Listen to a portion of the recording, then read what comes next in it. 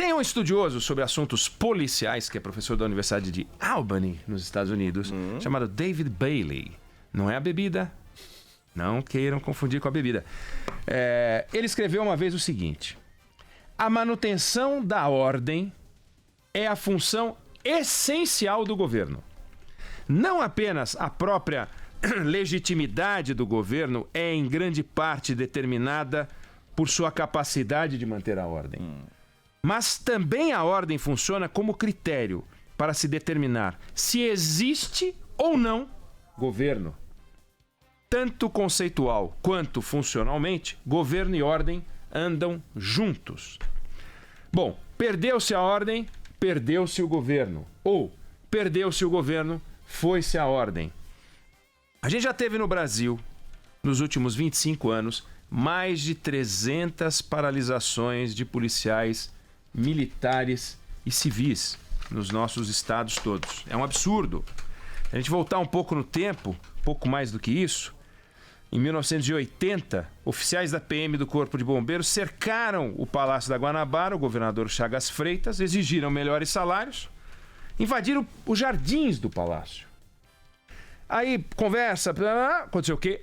Aumento. Levaram o aumento na chantagem, no motim, na revolta. Inaceitável. É uma palavra que se poderia usar, só que foi aceito. Eles ganharam, levaram. Em 1997, o então governador de Minas Gerais, o pilantra do Mensalão, Eduardo Azeredo, negociou com PMs em greve e reajustou o salário de parte dos oficiais, não reajustou cabos, soldados e sargentos. Resultado, o Estado mergulhou numa crise, tiroteio, correria. Aí os soldados do Exército foram chamados. O Azeredo subiu a oferta para 20% para todo mundo. No final, deu 48% de aumento para todo mundo. Resultado, isso disparou uma onda de greves no Brasil inteiro. Nós não podemos chamar isso de greve, porque policial não pode fazer greve. Isso é motim, no mínimo. Resultado, Ceará, Paraíba, Pernambuco, Mato Grosso do Sul, Alagoas, exército chamado para garantir a segurança. Na Paraíba, o governador pediu proteção, ficou desesperado. O governador pediu para ir embora. Ele se licenciou do cargo de medo, pânico. Divaldo Suragi. Pressionado por PM e policial civil. Tudo bem, os caras não estavam recebendo salário há meses. Aquela zona brasileira, uma baderna, uma desordem. O Exército assumiu o controle da Polícia Civil do Estado para tentar organizar um pouquinho. No Ceará, em 1997, 4.000 policiais inventaram de se amotinar. O Exército foi para as ruas a pedido do governador, o então governador Tasso Gereissati. Conflito que terminou com um tiro no comandante-geral da PM. O comandante-geral da PM tomou um tiro. Isso é o quê? Isso é uma várzea. O governo não cedeu, retomaram a ordem, mas, de novo, Mato Grosso do Sul, outros estados, Bahia em 2001, 11 dias de caos, que depois se repetiria no ano seguinte. Saque, assassinato. O governador deu reajuste também. Ceará, 2011, o governador era um sujeito chamado Cid Gomes. Pressão, greve, revolta. O que aconteceu? Aumento. Então nós estamos numa situação, a que a gente está vendo agora, que ela é grave. E ela é grave porque ela é insuflada por lideranças como o ex-deputado Jair Bolsonaro, por exemplo, em 2017, que apoiou uma greve, um motim no Espírito Santo. Um absurdo. Pessoas ligadas a ele apoiando abertamente esse movimento. E esse movimento não é parado. Esse movimento continua. Resultado, a coisa vai indo, e a polícia resolveu o que ela manda. A polícia militar e a polícia civil. Isso é inconcebível em qualquer lugar do mundo, essa baderna, em qualquer lugar do mundo civilizado. Atenção, 8ª economia do mundo, 9ª economia do mundo, quer fazer acordo do Mercosul com a União Europeia, né? Quer entrar na OCDE. Quer entrar na OCDE, não entrar pelo cano, quer entrar pela OCDE. Eu não sei se dá para escrever cano com OCDE. Vai ver, dá. Não. Mexe lá e sai cano, mas não quer entrar pelo cano. E nós estamos entrando pelo cano, nós estamos fazendo uma baderna. Ordem e progresso, tem que ter ordem. Ordem é obrigação do governo. Não é um direito simplesmente das pessoas discutirem esse assunto. É uma obrigação do Estado. Não pode abrir mão da ordem. E nós estamos vendo a desordem. As cenas que a gente viu ontem no Ceará são um escárnio. Policiais abordando viaturas e os policiais dentro da viatura saem da viatura, pegam sua mochilinha, os caras entram, os amotinados entram na viatura e vão pegando dezenas e dezenas e dezenas de viaturas para lá e para cá, fazendo essa manifestação, querendo aumento. Que conseguiram em Minas Gerais. Levaram um aumento em Minas Gerais que o governador cedeu, que não cedeu para o resto do funcionalismo. Minas Gerais não tem dinheiro para pagar a folha. E Minas Gerais foi lá e deu dinheiro para os militares. Porque medinho. E aí tem motivo para ter medinho? Tem! Porque isso aqui virou uma zona. Pode falar o que quiser, pode fazer o que quiser, porque virou zona. No Ceará virou zona.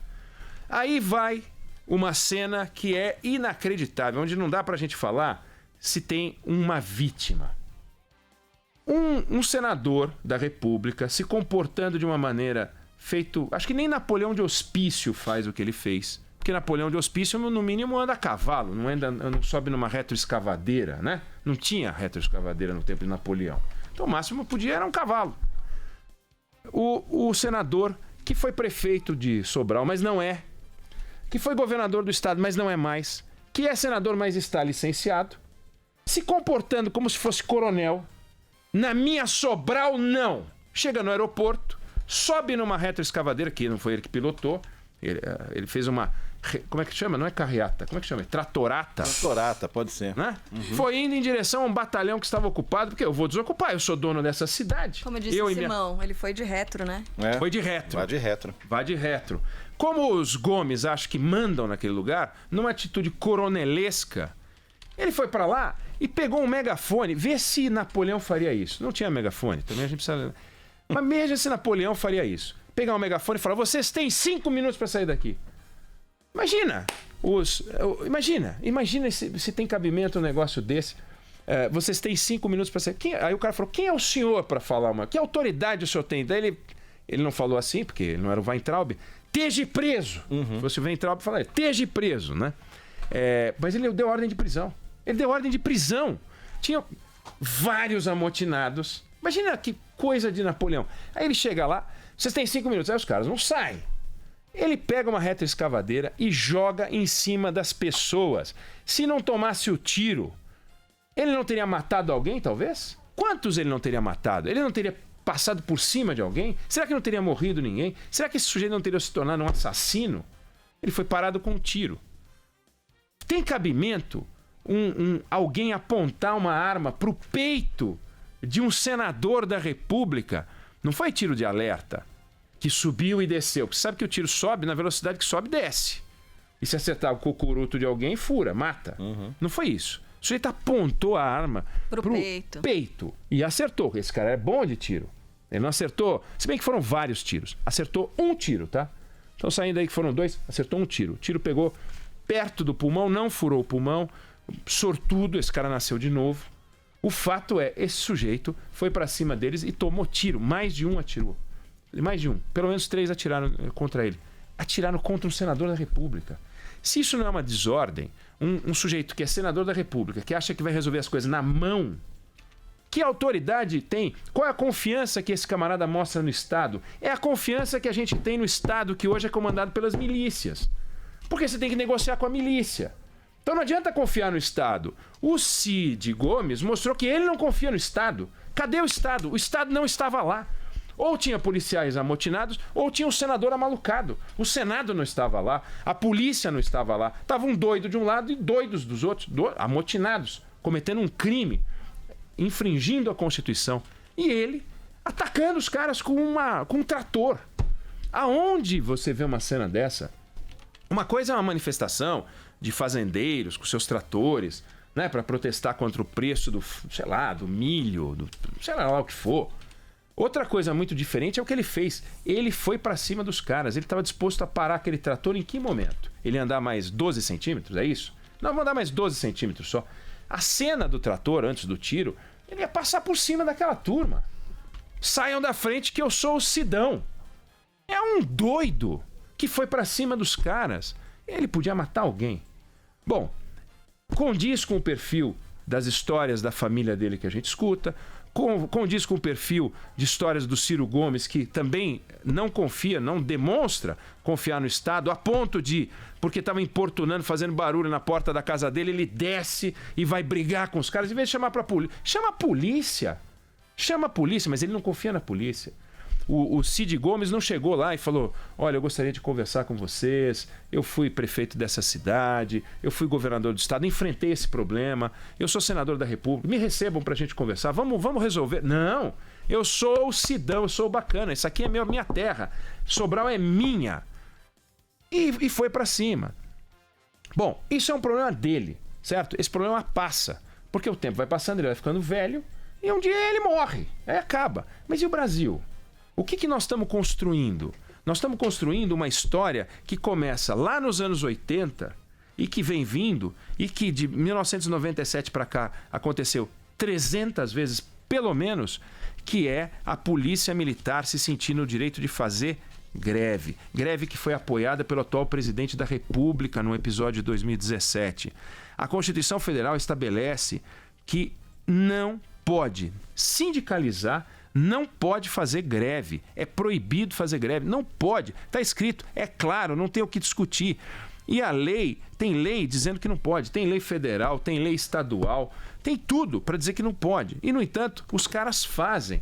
E o que está acontecendo? Nada. Qual foi a declaração do ministro da Defesa sobre esse assunto? Qual foi a declaração do ministro da Justiça sobre esse assunto? Qual foi a declaração do governador do estado sobre esse assunto? Qual é a declaração do presidente da República sobre esse assunto?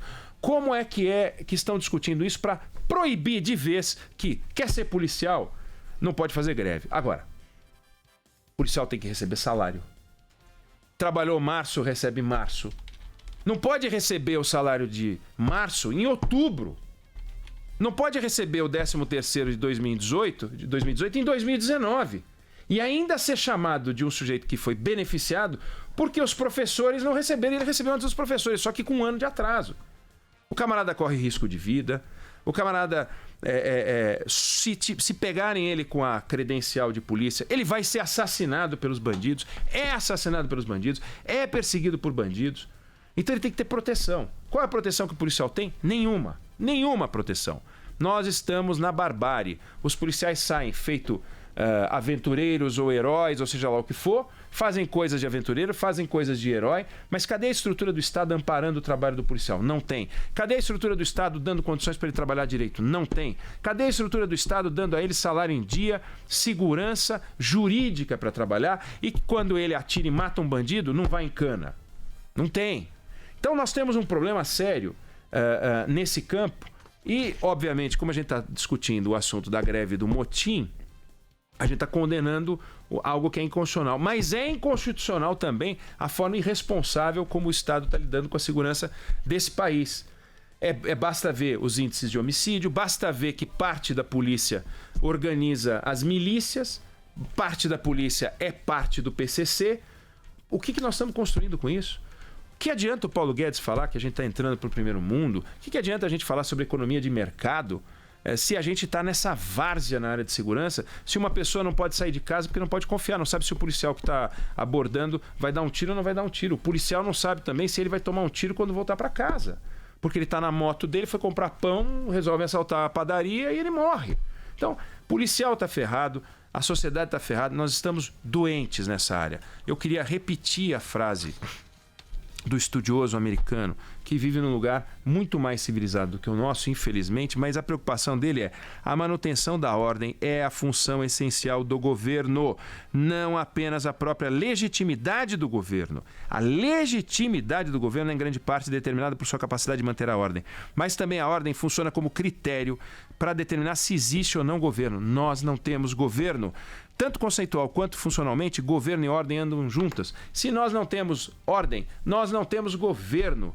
Não adianta ficar discutindo o que for. Aquilo que aconteceu ontem é a ausência do Estado. Não tem Estado nas comunidades, não tem Estado e por isso a milícia vai para lá. Agora não tem Estado de um modo geral quando o assunto é segurança. Nós estamos brincando com fogo. Uma hora isso vai explodir de um jeito como quase explodiu em 97. Quase explodiu em 97. Isso pode virar uma bagunça. Imagina se essa turma agora resolve, armada, sair para as ruas e fazer uma revolta ao estilo dos caminhoneiros. E nós estamos fritos. Então, os governantes têm que se coçar. O Brasil está brincando com fogo e é arma de fogo. E o senador da República tomou um tiro de arma de fogo no peito. Alguém atirou no peito de um senador. E esse senador amalucado ia passar por cima numa retroescavadeira. Esse episódio ele é louco. Graças ao bom pai, ninguém morreu nessa história. Né? Ainda bem, ninguém morreu nesse episódio. Razão pela qual a gente pode falar dele até rindo um pouco. Saiu barato. Mas por trás disso tem um caldo de cultura pronto para explodir e que pode nos custar muito caro, nacional e internacionalmente. Pode.